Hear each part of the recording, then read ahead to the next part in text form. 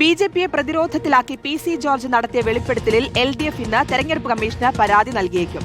40 ലക്ഷം ചിലവഴിക്കേണ്ട സ്ഥാനത്ത് 4.5 കോടി രൂപ ചെലവഴിച്ചുവെന്ന് PC ജോർജ് തുറന്നു പറഞ്ഞ സാഹചര്യത്തിലാണ് നീക്കം.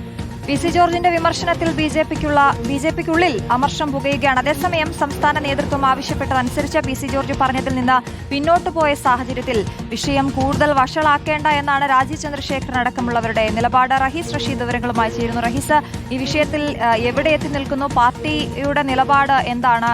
ഒപ്പം പരാതി ഇന്ന് തന്നെ കൊടുക്കുമോ? അശ്വതി, PC ജോർജ് നടത്തിയ വെളിപ്പെടുത്തലിൽ BJP അക്ഷരാർത്ഥത്തിൽ വെട്ടിലായിരിക്കുകയാണ്. രണ്ട് തരത്തിലുള്ള പ്രശ്നങ്ങളാണ് BJP അഭിമുഖീകരിക്കുന്നത്. ഒന്ന്, ഒരു മണ്ഡലത്തിൽ ഒരു സ്ഥാനാർത്ഥിക്ക് പരമാവധി ചിലവഴിക്കാൻ പറ്റുന്ന തുകയായി ഇലക്ഷൻ കമ്മീഷൻ പറയുന്നത് വെറും 40 ലക്ഷം രൂപയാണ്.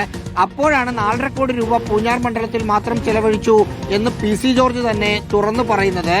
മറ്റൊന്ന്, പാർട്ടിക്കകത്ത് തെരഞ്ഞെടുപ്പിന് ശേഷം വലിയ തോതിൽ ഫണ്ട് തട്ടിപ്പ് നടന്നു എന്ന ആരോപണവും അതുമായി ബന്ധപ്പെട്ട അന്വേഷണ കമ്മീഷനുമൊക്കെ BJP വെച്ചിരിക്കുകയാണ്. അപ്പോഴും അതൊന്നുമില്ല, അങ്ങനെ ഒരു തട്ടിപ്പ് നടന്നിട്ടില്ല എന്ന നിലപാടാണ് രാജീവ് ചന്ദ്രശേഖരൻ അടക്കമുള്ള ആളുകൾ എടുത്തുകൊണ്ടിരിക്കുന്നത്.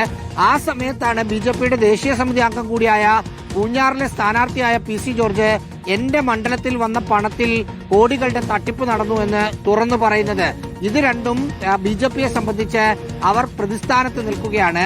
ഈ പശ്ചാത്തലത്തിലാണ് ഈ 40 ലക്ഷം എന്ന സ്ഥലത്ത് 4.5 കോടി ചിലവഴിച്ചു എന്ന് ചൂണ്ടിക്കാട്ടി തിരഞ്ഞെടുപ്പ് കമ്മീഷനെ സമീപിക്കാൻ LDF ആലോചിക്കുന്നത്. അവിടുത്തെ പൂഞ്ഞാറിലെ LDF സ്ഥാനാർത്ഥിയായിരുന്ന സെബാസ്റ്റ്യൻ കുളത്തിങ്കളോ അല്ലെങ്കിൽ കോട്ടയം ജില്ലാ LDF നേതൃത്വവുമായിരിക്കും ഇക്കാര്യത്തിൽ പരാതി നൽകുക എന്ന് മനസ്സിലാക്കുന്നു. PC ജോർജിന്റെ പരാമർശത്തിൽ പാർട്ടിയിലുള്ള ആളുകളെ വൃത്തികെട്ടവന്മാർ എന്നാണ് പറഞ്ഞത്. ഈ പാർട്ടിയിൽ മുഴുവൻ വൃത്തികെട്ടവന്മാർ എന്നാണ് പറഞ്ഞത്. അതടക്കമുള്ള PC ജോർജിന്റെ പരാമർശം ശരിയായില്ല എന്ന നിലപാട് പാർട്ടിക്കകത്ത് ഒരു വിഭാഗം നേതാക്കൾക്കുണ്ട്. പക്ഷേ സംസ്ഥാന നേതൃത്വം പറഞ്ഞതനുസരിച്ച് മാറ്റിപ്പറഞ്ഞ PC ജോർജിനെതിരെ മറ്റു തരത്തിലുള്ള നടപടികളിലേക്കൊന്നും പോകേണ്ട എന്നാണ് രാജീവ് ചന്ദ്രശേഖരനെ അനുകൂലിക്കുന്നവരുടെ നിലപാട്.